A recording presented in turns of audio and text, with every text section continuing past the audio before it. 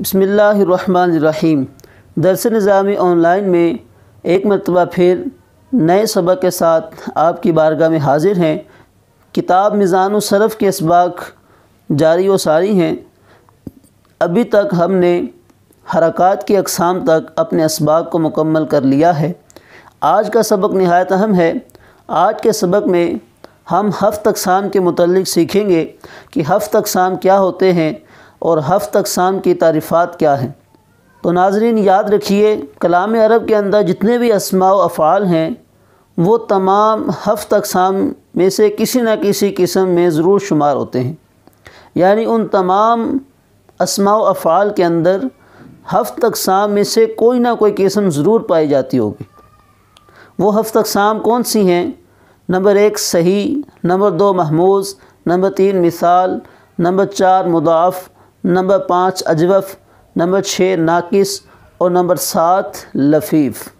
یہ 7 اقسام جو ہیں ان کو ہفت اقسام کہا جاتا ہے۔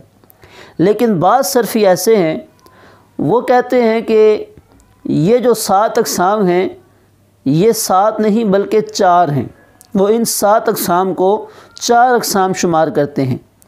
ان کا کہنا یہ ہے کہ یہ 7 اقسام جو ہیں 4 اقسام میں منحصر ہیں، اور وہ 4 اقسام وہ یہ ہیں: نمبر 1 صحیح، نمبر 2 محموز، نمبر 3 مضاعف اور نمبر 4 معطل۔ اور پھر یہ احباب معطل کی آگے 2 قسمیں کرتے ہیں: نمبر 1 معطل با 1 حروف اور نمبر 2 معطل با 2 حروف۔ پھر معطل با 1 حروف کی 3 اقسام کرتے ہیں: نمبر 1 معطل الفا، نمبر 2 معطل العین اور نمبر 3 معطل اللام۔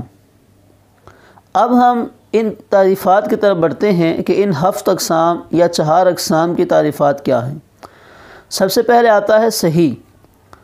تو صحیح وہ اسم یا فعل ہوتا ہے کہ جس کے حروف اصلیہ کے مقابلے میں کوئی بھی حرف علت نہ ہو، یا حروف اصلیہ کے مقابلے میں کوئی حرف حمزہ نہ ہو، یا حرف اصلیہ کے مقابلے میں 2 حرف ایک جنس کے نہ ہوں، تو ایسا اسم یا فعل جو ہوتا ہے وہ صحیح کہلاتا ہے۔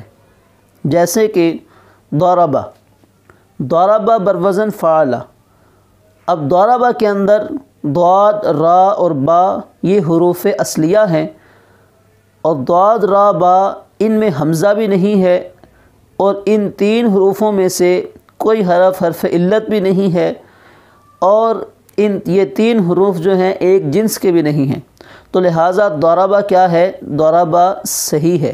اسی طرح ناصرہ، کرما، سمع، حاسبہ، یہ تمام جو افعال ہیں یہ تمام افعال جو ہیں وہ صحیح کہلائیں گے، کیونکہ ان کے حروف اصلیہ کے مقابلے میں نہ ہی حرف علت آ رہا ہے اور نہ ہی حمزہ آ رہا ہے، اور نہ ہی 2 حرف ایک جنس کے آ رہے ہیں۔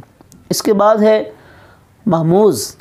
محموز وہ اسم یا فعل ہوتا ہے کہ جس کے فا کلمہ کے مقابلے میں، یا عین کلمہ کے مقابلے میں، یا لام کلمہ کے مقابلے میں حمزہ ہو، تو اس اسم یا فعل کو محموز کہتے ہیں۔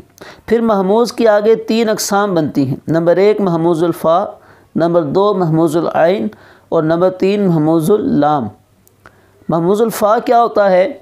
ایسا اسم یا فعل کہ جس کے فا کلمہ کے مقابلے میں حمزہ آ رہا ہو اسے محموز الفا کہتے ہیں۔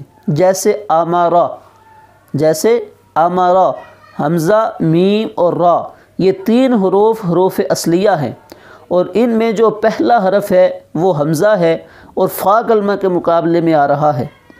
تو جب فا کلمہ کے مقابلے میں حمزہ آ رہا ہے تو اس کو محموز الفا کہیں گے۔